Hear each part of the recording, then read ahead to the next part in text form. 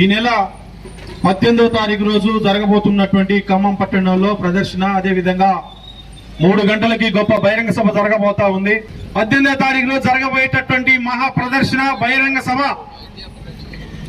కని విని ఎరగని రీతిలో జరగబోతా ఉంది. లక్షలాది మంది ప్రజలు ఖమ్మం నగరానికి చేరుకుంటా ఉన్నారు. అదేవిధంగా భారతదేశ వ్యాప్తంగా 14 దేశాల నుంచి ప్రతినిధులు పాల్గొంటా ఉన్నారు.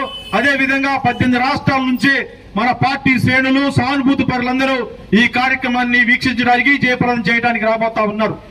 మన నగరంలో జరిగేటటువంటి ఈ బహిరంగ సభని ఈ ప్రాంతంలో ఉన్నటువంటి కమ్యూనిస్ట్ పార్టీ సోదరులు, అభిమానులు, శ్రేయభిలాషులందరూ పాల్గొని జయప్రదం చేయవలసిందిగా మీ అందరినీ కోరుతా ఉన్నా.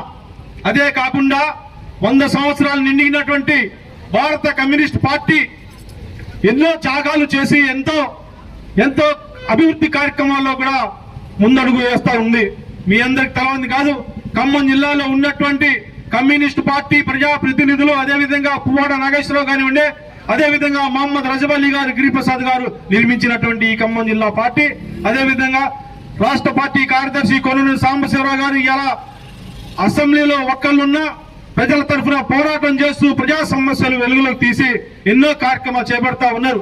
అందుకోసం ఈ కార్యక్రమం మనందరి కోసం పెట్టినటువంటి కార్యక్రమం కాబట్టి జయప్రదం చేయటంలో ఈ ప్రాంతంలో ఉన్నటువంటి కమ్యూనిస్ట్ పార్టీ శ్రేణులందరూ పాల్గొనవలసిందిగా మీ అందరికీ పేరు పేరున ధన్యవాదాలు తెలుపుతూ జయప్రదం చేయవలసిందిగా చెప్పడం కోసం మీ దగ్గరికి వచ్చాం. ఈరోజు ఖమ్మం నగరంలోని తెలంగాణ సాయుధ రైతాంగ పోరాట నాయకులు, మన పార్టీ జాతీయ డిప్యూటీ ప్రధాన కార్యదర్శిగా పనిచేసినటువంటి, ఖమ్మం నియోజకవర్గానికి ఎమ్మెల్యేగా పనిచేసినటువంటి గొప్ప నాయకులు నల్లమల గిరిప్రసాద్ గారి విగ్రహం దగ్గర నుంచి మనం ఈ కార్యక్రమాన్ని జరుపుకుంటా ఉన్నాం. భారత కమ్యూనిస్ట్ పార్టీ 1925 డిసెంబర్ 26వ తారీఖున కాన్పూర్లో ఆవిర్భవించిన తర్వాత బ్రిటిష్ కలోనియన్ ప్రభుత్వాలు కమ్యూనిస్ట్ పార్టీని మొక్కలోనే తుంచివేయడం కోసం నిషేధాలు విధించారు. అనేక రకాలైనటువంటి కుట్ర కేసులు పెట్టారు.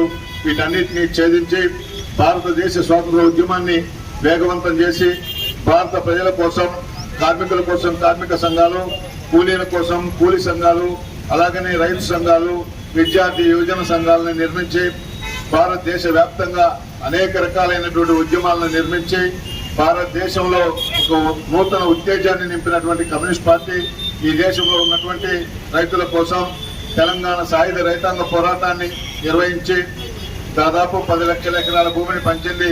తేబాగా, పున్నప్రవాయిల, వర్లి ఇటువంటి పోరాటాలు నిర్వహించి ఈ దేశంలో 1 కోటి ఎకరాల భూమిని రైతులకు పంచిపెట్టడం జరిగింది. అలాగనే కార్మికుల కోసం, వాళ్ళ హక్కుల కోసం కమ్యూనిస్ట్ పార్టీ సుదీర్ఘమైనటువంటి కాలంలో అనేకమైనటువంటి హక్కుల్ని సాధించడం కోసం పోరాటాలను నిర్వహించింది, సమ్మెలను నిర్వహించింది, హర్తాలు నిర్వహించింది. కార్మిక సంక్షేమం కోసం అనేకమైనటువంటి చట్టాలని తీసుకొచ్చింది. గ్రామీణ పేదల కోసం ఉపాధి హామీ చట్టాన్ని, ఇన్ఫర్మేషన్ యాక్ట్ చట్టాన్ని, ఇలా అనేక రకాలైనటువంటి చట్టాలని పేద ప్రజల యొక్క జీవితాలను మెరుగుపరచడం కోసం 100 సంవత్సరాల చరిత్రలో కమ్యూనిస్ట్ పార్టీ తన పాత్రను నిర్వహించింది.